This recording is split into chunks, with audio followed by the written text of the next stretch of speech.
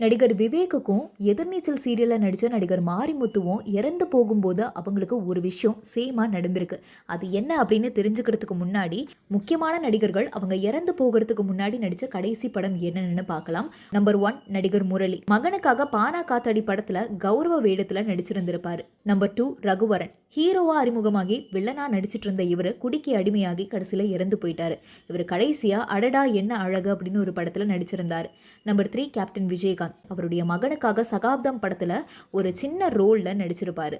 இதுக்கு அடுத்தது கிரேசி மோகன். இவர் நெஞ்சுவலி ஏற்பட்டு இறந்து போகிறதுக்கு முன்னாடி கல்யாண சமையல் சாதம் அப்படின்னு ஒரு படத்துல நடிச்சிருந்திருக்காரு.